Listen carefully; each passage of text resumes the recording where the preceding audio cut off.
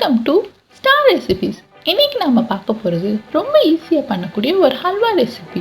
So இது பண்ணுறதுக்கு first ஒரு கடாயில் 1 கப் மைதா மாவு சேர்த்து லைட்டாக வறுத்துக்கோங்க. மாவு நல்லா பொன்னிறமாகிற வரைக்கும் வறுத்துக்கோங்க. தீயை மீடியமில் வச்சு வறுத்துக்கோங்க. மாவு ஓரளவுக்கு பொன்னிறம் ஆனதுக்கப்புறமா அதை வேற ஒரு பிளேட்டில் ட்ரான்ஸ்ஃபர் பண்ணி வச்சுக்கோங்க. இப்போ அதே கடாயில் 1/2 கப் நெய் சேர்த்துக்கோங்க. 1 கப் மைதா மாவுக்கு 1/2 கப் நெய் சேர்த்துக்கோங்க. இப்போ நம்ம வறுத்து வச்சிருக்கிற மாவு இந்த நெய்யில் சேர்த்து மறுபடியும் ஒரு வாட்டி வறுத்துக்கோங்க.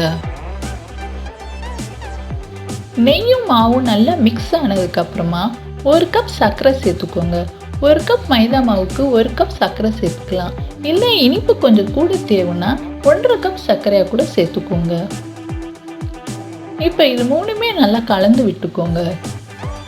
மூணுமே கலந்ததுக்கப்புறம் 1 கப் பால் சேர்த்துக்கோங்க. இந்த 1 கப் பாலில் 2-3 ஏலக்காய் தட்டி போட்டு சேர்த்துக்கோங்க. இப்போ இந்த மாவு நல்லா இந்த பால்லே குக் ஆகும். எல்லாமே நல்லா கலந்து விட்டுக்கோங்க. இப்போ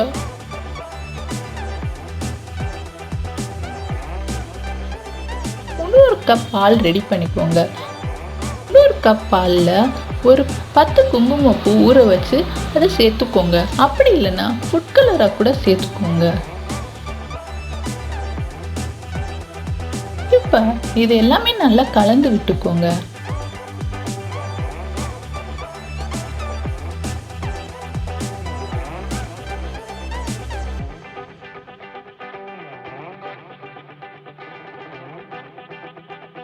ஹல்வா கடாயில் ஒட்டாமல் தனியாக திரண்டு வரும். அந்த மாதிரி ஸ்டேஜில் அதை எடுத்து இன்னொரு பிளேட்டில் ட்ரான்ஸ்ஃபர் பண்ணிக்கோங்க.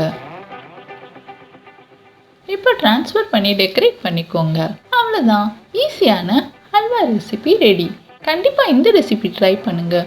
பிடிச்சிருந்தா கமெண்ட் பண்ணுங்கள். உங்கள் ஃப்ரெண்ட்ஸ் கூட ஷேர் பண்ணுங்கள். மறக்காமல் ஸ்டார் ரெசிபீஸ்க்கு சப்ஸ்கிரைப் பண்ணுங்கள். தேங்க்யூ.